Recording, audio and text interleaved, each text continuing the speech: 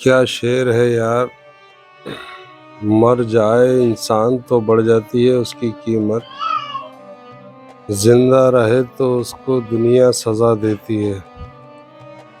کچھ ایسا ہی ہوا تھا حضرت حسین پاک کے ساتھ کربلا شریف میں۔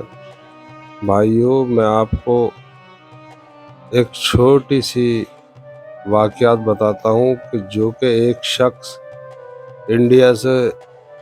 حضور صلی اللہ تعالیٰ علیہ وسلم کی شان میں پیش ہوا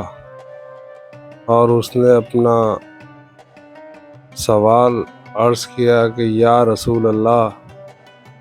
کہ آپ یہ بتائیں میرے نصیب میں اولاد ہے یا نہیں؟ تو حضور سرور کائنات ارشاد فرماتے ہیں کہ آپ کے نصیب میں اولاد نہیں ہے۔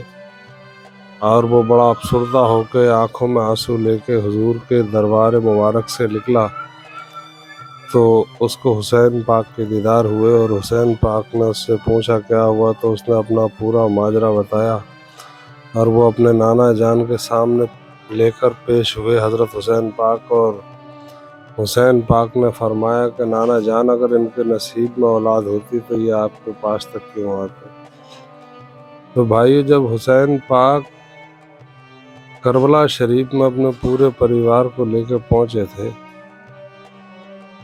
تو ایک خط ملا تھا انڈیا والوں کو،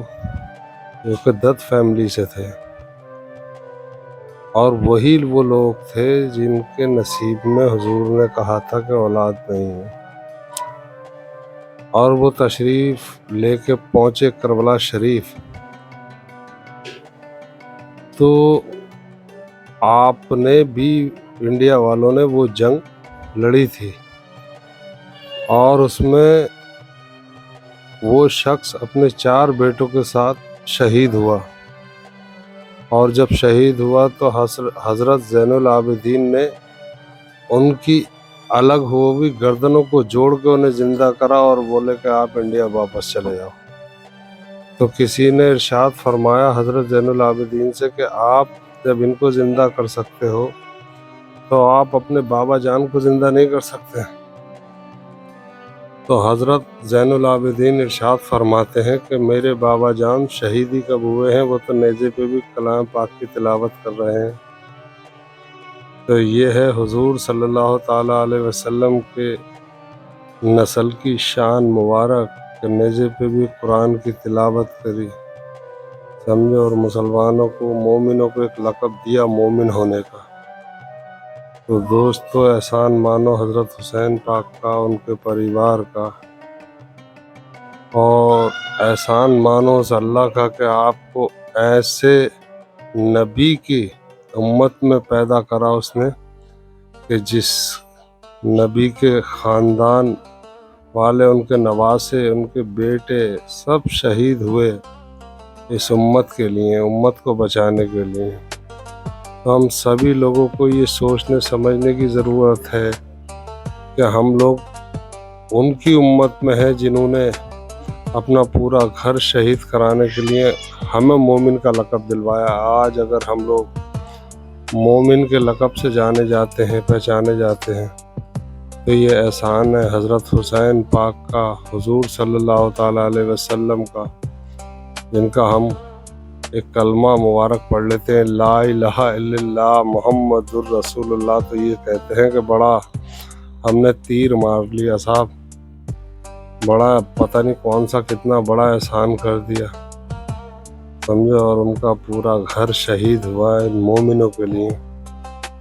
ارے مومنوں، کم سے کم اتنا تو سوچو کہ جو پریوار آپ لوگوں کے لیے شہید ہوا ہے ان کا کم سے کم کچھ تو ذکر و خیر کر لیا کرو۔ میں اللہ کا واسطہ مومنوں،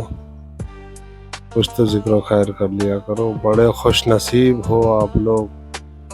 جو ایسے نبی کی امت میں پیدا ہوئے ہو، جس کو اور نبی نے بھی کہا اللہ ہمیں تو نے نبی نہ بنا کے حضور محمد صلی اللہ تعالیٰ علیہ وسلم کی امت میں پیدا کرا ہوتا تو ہم بہت بڑے خوش نصیب ہوتے۔ تو یہ شان ہے میرے آقا تاجدار مدینہ کی۔ تو بھائیو، اللہ کی عبادت کرو، اللہ کے رسول سے، ان کی آل اولاد سے محبت کرو، جہاں جس جگہ آل رسول ملے ان کی تعظیم کے لیے سر جھکا دو۔ میرا بس اتنا ہی کہنا آپ لوگوں سے، اگر اتنا بھی نہیں کر سکتے تو آپ کیا کریں گے۔ السلام علیکم ورحمۃ اللہ وبرکاتہ۔